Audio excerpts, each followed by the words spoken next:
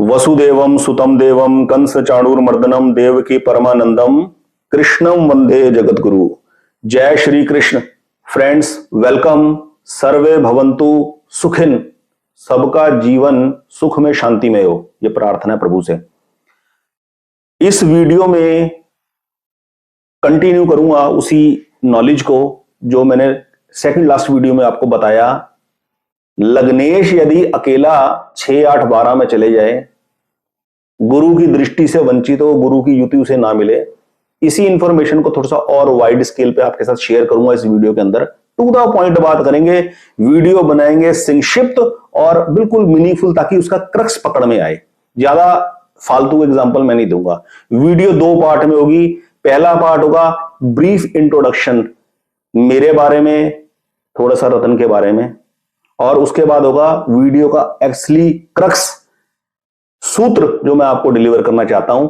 लग्नेश के अलावा आज मैं आपको बताने जा रहा हूं सुखेश के बारे में, सुखेश का कॉम्बिनेशन और past karma, how to read it from the janam kundli and how to rectify the deficiency of the horoscope by wearing the suitable stone. ठीक है, चलिए वीडियो की शुरुआत करते हैं। पहले तो मैं आपको बताता हूं इंट्रोडक्शन, अपने बारे में थोड़ा सा ब्रीफ करता हूं। फ्रेंड्स, मैंने 16 वर्ष की आयु में ये सब पढ़ना शुरू किया था। मेरे को कीरो की एक बुक हाथ लगी थी जब मैं 9th क्लास पास करके 10th में एंटर किया था, 9th क्लास के आसपास लगभग। तो मैंने कीरो की पामिस्ट्री की एक बुक खरीदी थी दरियागंज दिल्ली पटरी के ऊपर से। वो पामिस्ट्री की बुक पढ़ी, कीरो की, फिर न्यूमरोलॉजी की पढ़ी, साथ में 2 बुक्स खरीद के लाया था। फिर उसके बाद इंटरेस्ट बिल्ट हुआ, फिर मैंने सेमी प्रीशियस स्टोन्स न्यूमरोलॉजी के हिसाब से पहनने शुरू करे उस जमाने में। ऐसे करते करते वैदिक ज्योतिष में घुसा, और फिर जब जीवन के अंदर बेअंत जोरों की प्रॉब्लम आई, मुसीबतें आई, जब देखा कैसे फर्श से अर्श पे पहुंचे और अर्श से अब कैसे दोबारा फर्श पे गिर गए, तब समझ नहीं आया।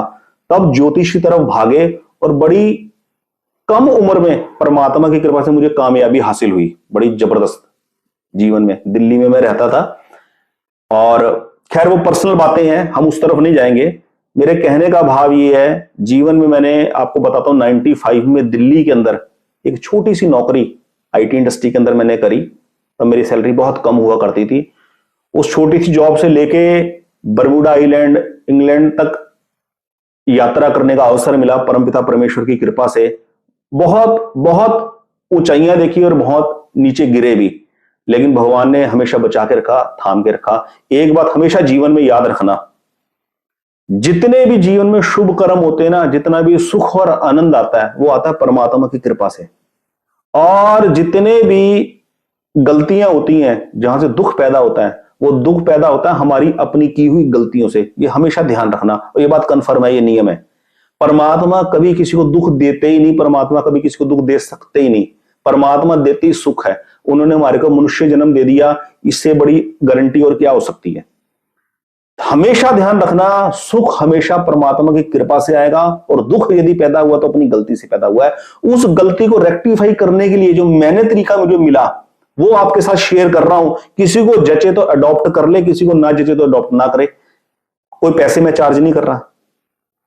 वो रास्ता मुझे वैदिक ज्योतिष लगा, और वैदिक ज्योतिष के अंदर लगा रतन ज्योतिष, कि कैसे जन्म कुंडली की कमी को पकड़कर मुझे क्या करना। जन्म कुंडली के अंदर ये देखकर कि शनि कितना अच्छा है, प्रॉपर्टी बनेगी, मंगल कितना अच्छा है, प्रॉपर्टी बनेगी, शुक्र वैभवशाली ऐश्वर्यशाली जीवन देगा, राजयोग है। इन चीजों को देख के मैंने करना क्या है, राजयोग जब होगा तो फलीभूत हो जाएगा, मुझे मजा आ जाएगा। देखने वाली चीज है जन्म कुंडली के अंदर कमी क्या है, इस जन्म कुंडली के अंदर क्या डिफिशियंसी है, जिसको टाइम रहते जल्दी से जल्दी रेक्टिफाई कर लिया जाए बस, और उसके बाद कुंडली को बंद करके रख दिया जाए। अब देखने की कोई जरूरत नहीं है।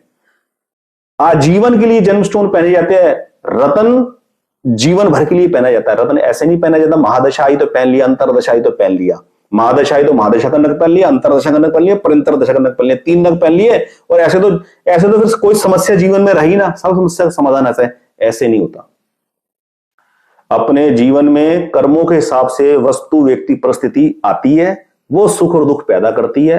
हमारे हाथ में परमात्मा ने इतना दे रखा है, ज्योतिष के माध्यम से हम रेलेवेंट जेमस्टोन धारण कर अपने रिक्वायर्ड ग्रह की एनर्जी को बैलेंस कर लें, ताकि हमारे विचार शुद्ध हो जाएं, हमारे डिसीजन ठीक हो।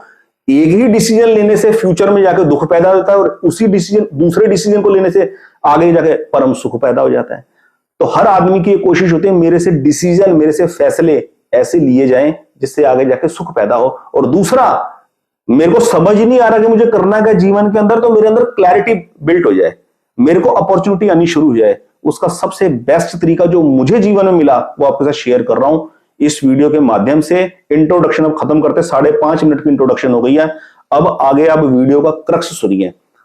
थोड़ा सा इंट्रोडक्शन में एक बात और बोल दूं, ज्योतिष से पैसे कमाना मेरा उद्देश्य नहीं है। मैं जेम स्टोन ना तो बेचता हूं और ना कोई शॉप रेकमेंड करता हूं, ये मैं आपको बता रहा हूं बिल्कुल क्लियर। मेरा सिर्फ कंसल्टेंसी चार्जेस होता है, और कंसल्टेंसी चार्जेस इसलिए होता है, किसी एक आदमी से बात होती है तो 6-6, 7-7 बार कम्युनिकेशन होता है, चैट के ऊपर भी और फोन कॉल के ऊपर भी, और कोई लिमिटेशन नहीं है। 15 मिनट भी बात हो सकती है और 1 घंटा 20 मिनट भी बात हो सकती है, वो डिपेंड करता है। मैं जितना समय मैक्सिमम अभी दे सकता हूं फिलहाल मैं दे देता हूं। और इस चैनल के अलावा भी मेरा एक और चैनल है, एनलाइटन वासुदेव सर्वम, एनलाइटन इंग्लिश में और वासुदेव सर्वम हिंदी में। वहां पर सत्संग वगैरह के कार्यक्रम के ऊपर भी मेरा बहुत इंटरेस्ट है, मैं मेनली वो काम करता हूं। ये मैंने शौकिया तौर पर जस्ट पिछले साल ही ये अपना चैनल बनाया है 2023 में, अपने माताजी की डेथ के बाद। तो इसको मैं कर रहा हूं, मैंने ये फील किया कि लोग, जो सूत्र मुझे पता है परमात्मा की कृपा से, वो सूत्रों के अनुसार लाखों लोगों को फायदा पहुंच सकता है। लाखों लोग ज्योतिष के चुंगल में फंसने से बच सकते हैं। मैं ये नहीं कह रहा, मेरे को ये काम नहीं है मेरा कि हर आदमी की जन्म कुंडली देखकर उसको कोई ना कोई जेमस्टोन प्रिस्क्राइब कर देना। पन्ना, पुखराज और नीलम महंगे स्टोन है तो उनको सब्स्टिट्यूट पहना दिए। नीलम किसी को प्रपोज कर दिया, नीलम वो पहन नहीं सकता तो नीली पहन लिया, लाजवर्द पहन लिया और वो अपनी तरफ से स्टोन बेच दिए। जो काम 1 लाख रुपए के नीलम ने करना है, 50,000 के नीलम ने करना है, 25,000 के नीलम ने करना है, पन्ना ने करना है, पुखराज ने करना है, वो काम ऊपर रतन नहीं करते। ऊपर रतन केवल कलर थेरेपी के लिए यूज किए जाते हैं, सिर्फ कलर थेरेपी के लिए। उससे केवल थोड़ी बहुत मानसिक बल मिलता है, एक साइकोलॉजी बिल्ट होती है पॉजिटिविटी की तरफ। उनको पहनकर काम आदमी कर ले, पैसा कमा ले, लेकिन जो ग्रह का दोष कटेगा, जो ग्रह की रेक्टिफिकेशन होगी, वो असली रत्न पहनकर ही होगी, रिलेवेंट धातु में पहनकर ही होगी। पैसा कमाना, ज्योतिष से पैसा कमाना मेरा उद्देश्य नहीं है। कंसल्टेशन फीस सिर्फ इसलिए रखी गई है, समय डिवोट करना पड़ता है, उस समय की कीमत है, ज्ञान की कीमत नहीं है। ज्ञान हमेशा मुफ्त में दिया जाता है, वो परमात्मा ज्ञान है, हमारी अपनी कोई पर्सनल प्रॉपर्टी नहीं है। चलिए, और भी कई बातें हैं, मैंने मेन पॉइंट लिख लिए हैं। वीडियो की शुरुआत करते हैं। एक बड़ा अच्छा प्रश्न आया था, किसी ने पूछा था कि लग्नेश अष्टम भाव में बैठा है लेकिन गुरु उसके साथ में रत्न धारण करे कि ना करे। वीडियो के माध्यम से उत्तर दूंगा, सभी व्यूअर्स को फायदा पहुंच जाएगा। की पॉइंट्स मैंने लिख दिए। चलिए वीडियो शुरुआत करते हैं। इंट्रोडक्शन बहुत बड़ा हो गया, 8.25 मिनट का। वीडियो का क्रक्स ये है, आज का सूत्र ये है, यदि लग्नेश 6, 8, 12 में बैठा है, अकेला बैठा है, और उसके ऊपर गुरु की ना तो दृष्टि है, ना लग्नेश के ऊपर गुरु की दृष्टि है, ना गुरु की दृष्टि लग्न भाव के ऊपर है, और ना ही गुरु यहां पर बैठ पाए। गुरु ना लग्न में बैठ पाए, ना लग्नेश के साथ जाके बैठ पाए। गुरु से वंचित रह गया। लगन भाव भी और लग्नेश भी 101% लग्नेश का नग पहनना पड़ेगा, जीवन में बाधा हटेगी नहीं। ये पास्ट कर्म का लेखा जोखा है, पास्ट कर्म का बोझ है। जीवन के अंदर ऑब्स्टेकल, हर फील्ड में ऑब्स्टेकल, रिलेशनशिप में, वर्क प्लेस के ऊपर क्लैश पैदा हो जाना बेवजह से, दिमाग हमेशा उल्टी तरफ चलना, ऑब्स्टेकल कैसे पैदा होता है जीवन के अंदर? जब जीवन के विरुद्ध भाव विचार मन में आते हैं और उसको आदमी पकड़ लेता है। जीवन के अनुकूल जो विचार है वो पैदा ही नहीं होते, वो आते ही नहीं है। लगन का लग्नेश 6, 8, 12 में बैठा हुआ हो और गुरु से वंचित हो गया, लगन भाव भी और लग्नेश भी, गुरु का संग नहीं मिला। वो कैसे नहीं मिला मैं बताता हूं, वो स्थिति कैसे आती है अभी बताता हूं। प्लस आज का सूत्र जो इसमें ऐड कर रहा हूं, पिछली वीडियो के अलावा ये इंफॉर्मेशन अब ऐड कर रहा हूं, ध्यान से सुनना।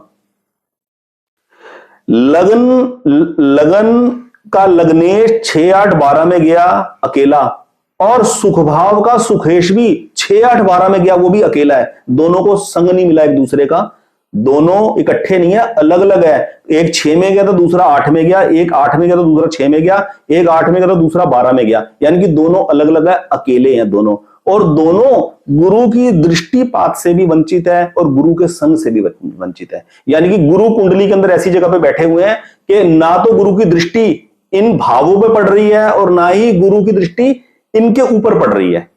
वो सिचुएशन कैसे बनेगी?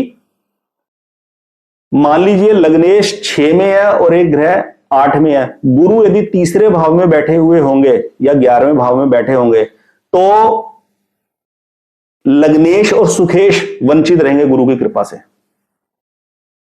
क्रक्स को दोबारा सुनिए, फिर दोबारा से सुनिए, क्योंकि स्क्रिप्ट रेडी नहीं है। फिर मैं अपनी बात को दोबारा रिपीट कर रहा हूं, वीडियो को पॉज करके बैक करके दोबारा सुन लीजिए। दोबारा कर रहा हूं, लग्नेश और सुखेश 6, 8, 12 में है पर अलग अलग है, इकट्ठे नहीं है, अलग अलग है। ध्यान रखना इस बात का। लग्नेश और सुखेश 6, 8, 12 में है, अलग अलग है।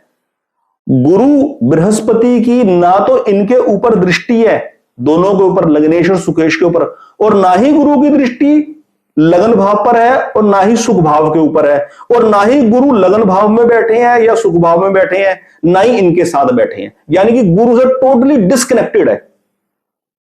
लगन, लग्नेश, सुख भाव, सुखेश गुरु से टोटली डिस्कनेक्टेड हो गए हैं कुंडली के अंदर। ऐसी स्थिति कब बनेगी? जब गुरु बैठे होंगे तीसरे भाव में या गुरु बैठे होंगे 11वें भाव के अंदर। लगन आ जाए, लग्नेश आ जाए 6ठे भाव के अंदर, सुखेश आ जाए 8वें भाव में, या वो इधर आ जाए, वो इधर आ जाए, या कोई 12वें भाव में चले गए, गुरु से टोटली डिस्कनेक्टेड हो जाएंगे। 101% लिख लेना कागज के ऊपर, लग्नेश और सुखेश का नग धारण करना पड़ेगा, अदरवाइज काम नहीं बनेगा, कभी काम नहीं बनेगा। इतनी विघ्न बाधा जीवन में होगी, सोच नहीं सकते हैं। वर्स्ट कंडीशन ऑफ है हॉरोस्कोप, इससे वर्स्ट कंडीशन हो नहीं सकती। ये ग्रहों का दोष नहीं है, ग्रहों को कोई दोष देने की जरूरत नहीं है। पास्ट कर्मा का लेखा जोखा है, पास्ट कर्मा के अनुसार ऐसी परिस्थिति में आदमी का जन्म हुआ, कोई दिक्कत नहीं है। परमपिता परमेश्वर की बड़ी कृपा है। 3 रास्ते हैं अपने हाथ में। पहला रास्ता, भगवान कहते हैं सर्वधर्माण परित्यज्य मामेकम शरणम व्रज अहम त्वाम सर्व पापेभ्यो मोक्षे शमीमा शुचा। सब धर्मों का त्याग करके, सब कशमकश छोड़कर, ये करूं वो ना करूं, सब छोड़कर झमेले मेरी शरण में आ जा, तेरी रक्षा मैं करूंगा। भगवान की गारंटी है 101% की। पहला रास्ता ये। दूसरा रास्ता, मेरे पास पैसे हैं, किसी भी तरीके से पैसे अरेंजमेंट करके फटाफट अंगूठी पहन लेता हूं।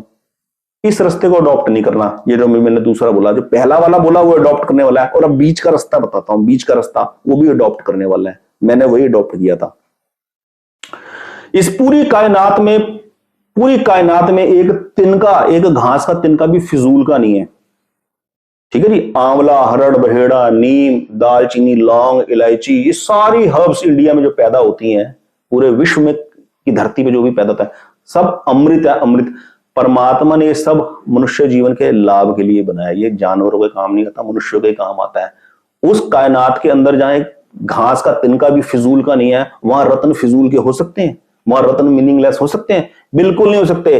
परमात्मा की कृपा से हमें कोई सही एडवाइस देने वाला मिल जाए बस, और उसी परमात्मा की कृपा से जीवन में नग की आवश्यकता होगी तो कोई ना कोई बंदा मिल ही जाएगा। मन के अंदर प्रेरणा बनी जाएगी पहनने की, और नहीं बन पाई तो उसकी जरूरत नहीं थी उस नग की। सब कुछ मूल में परमात्मा ही है, सब कुछ मूल के अंदर परमात्मा ही है। वो जो स्टोन ने, पत्थर ने पहन के असर देना है ना, वो एक्चुअल में परमात्मा ने ही देना, उस पत्थर के माध्यम से ही देना है। किसी को फोर्टिस मैक्स हॉस्पिटल में जाके 50 लाख रुपए खर्च के फर्क पड़ता है, किसी को 2 रुपए की गोली खाकर फर्क पड़ा जाता है घर के अंदर। बस वो जिसका जैसा प्रारब्ध होगा, जिसकी जैसी कमाई होगी, वो वैसे एस्ट्रोलॉजर के पास पहुंच जाएगा, वैसा वो खर्चा कर लेगा। हो सकता है दुनिया भर के नग पहन के जो फर्क पड़ गया, जो दुनिया भर के नग पहन के जो फर्क नहीं पड़ा, हो सकता है हाथ की अंगूठियां उतार के वो फर्क पड़ जाए। मेरा मेन ऑब्जेक्टिव कुंडली का विश्लेषण कर पैसे कमाना नहीं है, और ना ही देखी हुई कुंडली का, हर कुंडली के ऊपर नग को प्रपोज करना नहीं है। मेरा काम हाथ में पहनी अंगूठियों को उतरवाना भी है। यदि आपका पहना हुआ नग आपको सूट नहीं करना, काय को पहनना है? 2-2, 3-3 तरह के नग पहने, अलग अलग धातुओं के अंदर पहने, पता क्या लग रहा है कौन असर कर रहा है, कौन असर नहीं कर रहा है। मैं कभी जिंदगी के अंदर 2 नग इकट्ठे नहीं पहनाता, कभी 2 नग इकट्ठे नहीं बनाता। चलिए ये फिर पाथ से हट जाएंगे, वीडियो की क्रक्स पे लौटते हैं। वीडियो को रिवाइंड करके आप देख लेना, बिल्कुल क्रक्स मैंने डिलीवर कर दिया। लग्नेश का और सुखेश का नग हर हाल में पहनना पड़ेगा। सबसे इंपॉर्टेंट बात बता दूं, 3 लगन का एक्सेप्शनल रहेगा। वो एक्सेप्शन रहेगा वृष लगन का, मकर लगन का और वृश्चिक लगन का। आप हैरान होंगे, वृश्चिक लगन वाले आदमी को, जो मंगल प्रधान व्यक्ति, अगर मैं उससे बोलूंगा आपको नीलम पहनना पड़ेगा क्योंकि सुखेश की स्थिति ठीक नहीं है, वो डर जाएगा आदमी। वो कहेगा मैं मंगल प्रधान हूं, शनि का नग मैं कैसे धारण करूं, शनि तो मेरे एंटी जाएगा। पूरे विश्वास के साथ कह रहा हूं, परमात्मा का नाम लेके कह रहा हूं, अगर सुख भाव के सुखेश की स्थिति ठीक नहीं है, शनि की स्थिति ठीक नहीं है, उसकी दशा लग गई है, हर हाल में नीलम धारण करना चाहिए परमात्मा का नाम लेके। कोई डरने की जरूरत नहीं है, ठीक है। लग्नेश की स्थिति ठीक नहीं है, लग्नेश का नग भी धारण करना चाहिए। दूसरी स्थिति सेम ऐसी बनती है मकर लगन के अंदर।